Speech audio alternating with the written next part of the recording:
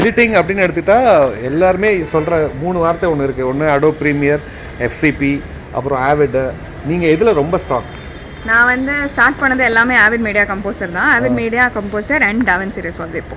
Okay, DaVinci ரிசால்வை பற்றி நிறைய பேர் தெரிஞ்சுக்கணும்னு ஆசைப்படுறாங்க. பொதுவாக அந்த கலர் கரெக்ஷனுக்கு மட்டும்தான் அது பெஸ்ட்டா, இல்லை எடிட்டிங்க்கே அது பெஸ்ட்டா? ஆக்சுவலி டாவின்சியில் இப்போ புதுசாக ஒரு அப்டேட் கொண்டு வந்திருக்காங்க. ஸோ அதில் வந்து எடிட்டிங்குமே ரொம்பவே நல்லாவே டெவலப்மெண்ட் கொண்டு வந்துட்டாங்க. ஸோ இப்போ current update DaVinci is really good comparatively. Super. So Veronica அப்படிங்கிற இந்த ஒரு எடிட்டருக்கு நம்ம இந்த ரெகக்னிஷன் கொடுக்குறோம் அப்படிங்கிறதுக்கு மிக முக்கியமான காரணம் என்ன தெரியுமா? மேடையில் பேசிகிட்டு இருக்கும்போது ஆண்டனி சார் வந்து, அதுவும் ஒரு லெஜண்ட் எடிட்டர், பல விருதுகள் வாங்கின எடிட்டர் வந்து, இந்த ரெட்டத்தலை படத்தை எடிட் பண்ணது நான் தான் அப்படின்னு சொல்கிறத விட என்னோடய அசிஸ்டன்ட் வெரோனிகா அவ்வளோ நேரம் எடிட்டருக்கு ஸ்பெண்ட் பண்ணியிருக்காங்கன்னு சொன்னாங்க. So how was that moment? அவர் உங்கள் பேரை மென்ஷன் பண்ணும்போது எப்படி ஃபீல் பண்ணுங்க? ரொம்பவே ஹாப்பியாக இருந்தது. Really grateful. அண்ட் வந்து என்னோட எடிட் இன்ஸ்பிரேஷனே சார் தான்.